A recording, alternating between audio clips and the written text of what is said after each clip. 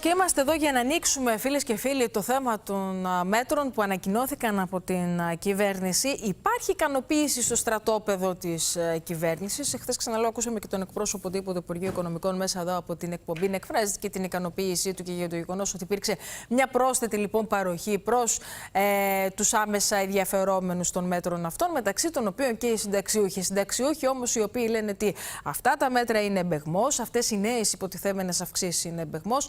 Φυσικά αναφερόμαστε στα 250 ευρώ επιπλέον το χρόνο. Επίδομα των 250 ευρώ είναι επί της ουσίας, φίλες και φίλοι, την ώρα που οι ίδιοι μιλούν για 13η και 14η σύνταξη στο ακέραιο. Πάμε και να ευχαριστήσουμε πάρα πολύ τον πρόεδρο του Συνδέσμου Πολιτικών Συνταξιούχων του Ηρακλείου, τον κύριο Νίκο Μετζίνη. Καλησπέρα σας. Καλησπέρα, κυρία Σφακεράκη, σε εσάς και στους τηλεθεατές. Ευχαριστούμε πολύ που είστε μαζί μας. Βλέπω εδώ και την ανακοίνωση την οποία έβγαλε ο σύνδεσμός σας. Χαρακτηρίζεται λοιπόν εμπεγμό τις υποτιθέμενες νέες αυξήσεις στους συνταξιούχους. 250 ευρώ το χρόνο, την ώρα που θα έπρεπε να συζητάμε σήμερα, κύριε Μετζίνη, γιατί ύψους επιστροφής χρημάτων. Προσοχή, να πούμε στους τηλεθεατές μας ότι τα 250 ευρώ δεν θα δοθούν σήμερα ή αύριο. Θα δοθούν μετά από 7 μήνες. Τέλη Νοέμβρη, Τέλη Νοέμβρη, αν δεν κάνω λάθος. Το Νοέμβρη. Και ένα βασικό ερώτημα είναι γιατί ανακοινώθηκαν τώρα. Ποιος ο λόγος, ποιος ο στόχος. Ο στόχος είναι ξεκάθαρος, κυρία Σφακιανάκη. Ο Πρωθυπουργός και η κυβέρνηση θέλει να αλλάξει την ατζέντα. Βλέπει τις δημοσκοπήσεις, βρίσκεται με την πλάτη στον τοίχο λόγω των μεγάλων, θα έλεγα, ιστορικών διαδηλώσεων του λαού μας. Βλέπει ότι η ακρίβεια είναι από τα πρώτα ζητήματα σε όλους μας, σε όλες τις οικογένειες, σε όλα τα νοικοκυριά. Και προσπαθεί να αλλάξει την ατζέντα. Και τι κάνει. Δημιουργεί υπερπλεονάσματα. Και εδώ το ερώτημα είναι από πού δημιουργήθηκαν αυτά. Από τη δική σας τσέπ, τη δική μου, των συνταξιούχων και των εργαζομένων. Μέσα από τον τεράστιο ΦΠΑ, μέσα από τα καρτέλ στα καύσιμα, στην ενέργεια κλπ. Που έχουν υπερκέρδη. Παίρνει το ΦΠΑ ο κρατικός κορβανάς και μετά μοιράζει ψίχουλα. Την έμεση φορολόγηση λέτε, γιατί η κυβέρνηση λέει: εγώ δεν τα πήρα από φορολόγηση, εγώ τα πήρα από φοροδιαφυγή, την οποία πάταξα, από άλλα κέρδη τα οποία ήρθαν στο δημόσιο, από άλλα έσοδα, αλλά όχι από φορολόγηση. Αυτό είναι το αφήγημα της κυβέρνησης. Αν τα έπαιρνε από τη φορολόγηση θα ήταν δίκαιο. Γιατί στη φορολογία πληρώνει ο καθένας ανάλογα με το έσοδά του. Τα παίρνει μέσα από την έμεση φορολογία, που εγώ, εσείς που είμαστε μια μέση φτωχή κατηγορία ανθρώπων, πληρώνουμε τα ίδια με τον πλούσιο, με τους έχοντες και κατέχοντες. Είναι άδικο η δημιουργία αυτού του πλεονάσματος. Και να θυμίσουμε εδώ στους τηλεθεατές σας, φαντάζομαι στο αρχείο σας θα υπάρχουν οι δηλώσεις του Πρωθυπουργού μας, που πριν από μερικά χρόνια στυλίτευε αυτή τη λογική, αυτή την πολιτική. Να μην δημιουργούνται πλεονάσματα μέσα από την έμεση φορολογία και να μην γίνεται πολιτική επιδομάτων. Αντί για αυτό τι έχουμε. Ακριβώς αυτή την ίδια πολιτική και από τον ίδιο τον Πρωθυπουργό. Άρα λέτε ότι ήταν μια παροχή τύπου παροχή επιδομάτων και πολιτική επιδομάτων. Έχετε δίκιο σε αυτό που λέτε. Είναι μια κυβέρνηση που έχει πει: εμείς δεν θέλουμε να πάμε σε μια πολιτική επιδομάτων, θέλουμε να πάμε σε μια πολιτική χύψη διαφορετική. Όχι με αυτόν τον τίτλο σίγουρα. Ποια θα ήταν η λύση τώρα, κύριε Μετζίνη? Γιατί λέει ο κόσμος: εντάξει, οι συνταξιούχοι δεν τα θέλουν αυτά τα 250 ευρώ επιπλέον το κάθε Νοέμβριο. Προφανώς και δεν αρκούν. Πού πάμε όμως, ποια θα είναι η λύση, τουλάχιστον τι διεκδικείτε?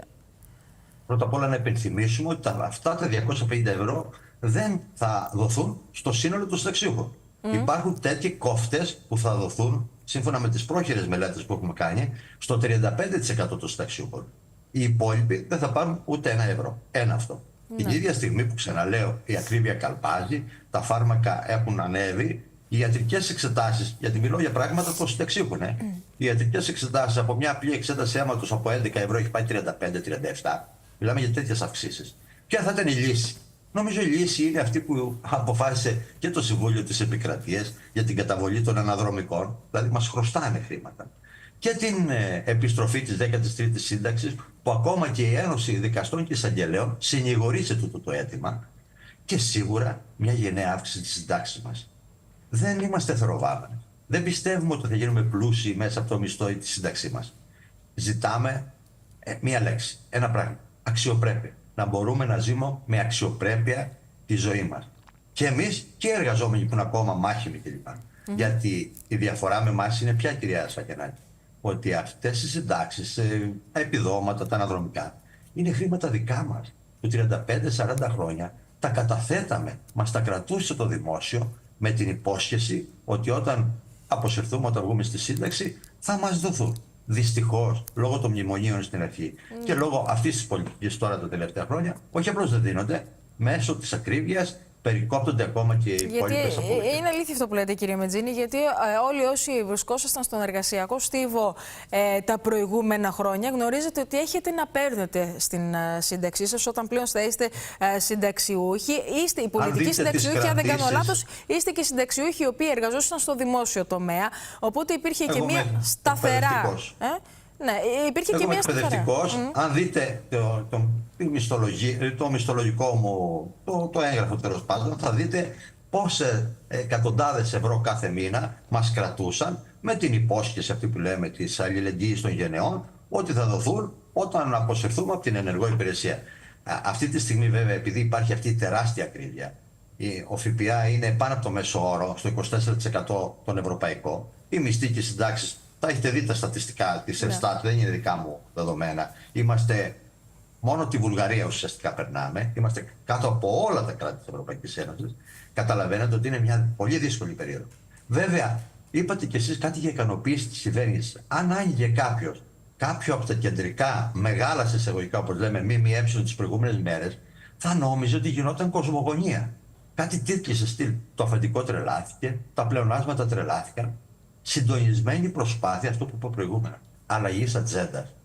Δυστυχώς για αυτούς, οι συνταξιούχοι πλέον κατανοούν και βλέπουν στην τσέπη τους. Δεν είναι ότι διαβάζουν κάτι και δεν συμφωνούν.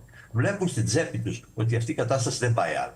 Κοιτάξτε, η αλήθεια είναι ότι οι ανάγκες έχουν αυξηθεί, οι απαιτήσεις της καθημερινότητας έχουν αυξηθεί και πόσο μιλάμε για εσάς τους συνταξιούχους, οπότε λέτε και το κομμάτι των ιατρικών εξετάσεων, αλλά και το πώς υπάρχει και αυτή η ασφάλεια ενός δημόσιου συστήματος υγείας το οποίο μπορεί να καλύψει τις ανάγκες σας, ένα φαρμακευτικό πλαίσιο το οποίο προφανώς και δεν σας φέρνει αντιμέτωπους με τεράστια και υπέρογκα έξοδα, έτσι δεν είναι? Γιατί αν τα βάλει όλα αυτά κανείς κάποιος στην εξίσωση.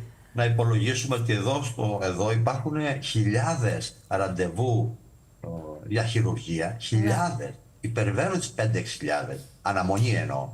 Και μάλιστα τη Δευτέρα υπάρχει και μια συγκέντρωση στο εργατικό κέντρο, σύσκεψη ας πούμε, για την ψυχιατρική κλινική κλπ.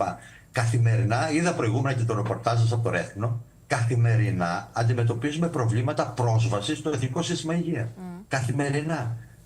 Φανταστείτε ότι οι συνταξιούχοι, λόγω και της ηλικίας τους, αντιμετωπίζουν περισσότερα τέτοια προβλήματα. Έτσι δεν είναι? Έχουν μεγαλύτερη ανάγκη προσέλευσης σε κάποιο δημόσιο νοσοκομείο. Γι' αυτό το έβαλα και στη άλλο. συζήτηση, κύριε Μετζίνη. Γι' αυτό το έβαλα και στη συζήτηση. Ότι και οι συνταξιούχοι είναι εκείνοι οι οποίοι θέλουν να έχουν μια σχέση ασφάλειας με το Εθνικό Σύστημα Υγείας, κακά τα ψέματα. Τώρα, δεν ξέρω, είστε αισιόδοξος ότι ενδεχομένως να δούμε και μέχρι και το Σεπτέμβριο? Είπατε πριν ότι οι ανακοινώσεις έγιναν σήμερα, αυτές τις μέρες, πάρα πολύ νωρίς σε σχέση με το πότε θα δείτε και τις απολαβές, δηλαδή το Νοέμβριο, όποιοι το δουν, η μερίδα των συνταξιούχων. Όποιοι το δουν. Είστε αισιόδοξοι ότι ενδεχομένως μέχρι και το Σεπτέμβριο, είτε από το βάρος των δημοσκοπικών πιέσεων και της συζήτησης περί πρόωρων ή όχι εκλογών. Όλα αυτά, ξέρετε, καμιά φορά έχουν και επιπτώσεις θετικές. Με την έννοια ότι υπάρχουν προχωρούσε παροχές. Είστε αισιόδοξος ότι ενδεχομένως και υπό αυτή την πίεση και της κοινωνικής πίεσης να δούμε μέτρα για τους συνταξιούχους περαιτέρω? Νομίζω το είπατε. Η κοινωνική πίεση, τα μεγαλειώδη συλλαλητήρια για τα τέμπη, για το οξυγόνο και για τη δικαιοσύνη, οδήγησαν στα αποτελέσματα των γκάλοψ, των δημοσκοπήσεων που πραγματικά θορύβησαν την κυβέρνηση.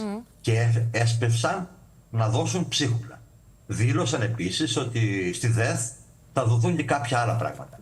Είμαι αισιόδοξος με την έννοια, αν αντιδράσουμε και ως συνταξιούχοι και ως εργαζόμενοι, πιστεύω ότι αυτή η κοινωνική πίεση θα οδηγήσει σίγουρα, θέλοντας και εμείς, στην αλλαγή αυτής της πολιτικής. Σαν πρώτο βήμα τέτοιας πίεσης θεωρούμε την Πρωτομαγιά, που είναι μεθαύριο. Και μέσα από το φιλόξενο κανάλι σας να καλέσω και τα μέλη του συνδέσμου μας, αλλά και όλους τους εργαζόμενους, στις 10 η ώρα στο εργατικό κέντρο, όπου είναι η Πρωτομαγιά της συγκέντρωσης. Εκεί θα πούμε άλλη μια φορά τα αιτήματά μας. Εκεί θα διαδηλώσουμε για άλλη μια φορά για τα ζητούμενά μας.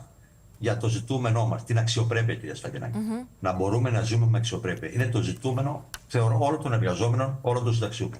Έτσι, και πόσο μάλλον όταν μιλάμε για κόσμο ο οποίος έχει εργαστεί για χρόνια, έχει ζήσει και την εργασιακή του πορεία έτσι, με αξιοπρέπεια. Αν μη τι άλλο, αυτό που του αξίζει και αυτό που του αρμόζει είναι με αξιοπρέπεια να βιώνει και τα χρόνια της σύνταξης και την απόσυρσή του από την ενεργοδράση. Πέρα από την Πρωτομαγιά, προσανατολίζεστε και σε άλλου είδους κινητοποιήσεις? Βεβαίως, θα έχετε παρατηρήσει, φαντάζομαι, μέσα από τα ρεπορτάζ σας, ήδη να ευχαριστήσω ότι μας καλύπτεται πάντα. Κάνουμε πάντα με ενότητα με όλα τα συνταξιούχικά σωματεία, είτε είναι το ιδιωτικό τομέα, είτε είναι οποιοδήποτε άλλο, παγκρίτιες δράσεις. Πριν από ένα μήνα σχεδόν είχαμε κάνει στην πλατεία των Λιονταριών με αρκετή μεγάλη επιτυχία. Στα μέσα του Μαΐου έχουμε το συνέδριό μας στην Αθήνα, όπου εκεί θα αποφασίσουμε το σχέδιο δράσης για το επόμενο διάστημα. Πανελλήνια Ομοσπονδία Πλαίσιων, έτσι. Για μας το τρίπτυχο ποιο είναι, κυρία Σαββατινάκη? Ενημέρωση των μελών και της κοινωνίας για τα προβλήματα που μας απασχολούν. Γιατί ξέρετε κάτι, σήμερα εγώ είμαι συνταξιούχος. Αύριο θα είστε εσείς. Βέβαια. Αύριο θα είναι κάποιος άλλος. Δηλαδή δεν είναι θέμα κοινωνικού αυτοματισμού. Όχι, τι θέλουν αυτοί και... Είναι θέμα κοινωνικό. Είναι θέμα ότι αδικαιοσύνη. Να επανέλθουμε σε αυτή τη μεγάλη λέξη που πραγματικά συγκλώνησε με τα συλλαλητήρια. Άρα λοιπόν, μέσα από τη στρατηγική μας, της πίεσης, της ενημέρωσης των μελών μας, θεωρούμε ότι η κυβέρνηση θα αναγκαστεί τουλάχιστον για την επαναφορά της 13ης σύνταξης και το βασικό, την εξάλειψη της προσωπικής διαφοράς. Ήταν ένα μνημονιακό μέτρο που ταλανίζει εκατοντάδες χιλιάδες συνταξιούχους που επί σειρά ετών δεν έχουν πάρει 1 ευρώ αύξηση.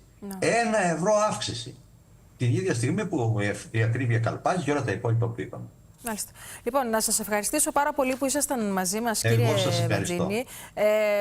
Φυσικά και θα τα ξαναπούμε και θα τα ξαναπούμε και στο αμέσως επόμενο χρονικό διάστημα, έτσι, για να καταγράφουμε και το δικό σας τον παλμό και τον προβληματισμό και τις διεκδικήσεις, αλλά και τα όποια μέτρα όποτε έρχονται και όπως έρχονται, να δούμε πώς αποτυπώνονται τελικά στην πραγματικότητα και στην κοινωνία. Σας ευχαριστούμε πολύ, κύριε Βατζίνη. Καλή συνέχεια. Να είστε καλά. Εγώ ευχαριστώ. Να είστε καλά. Καλή συνέχεια.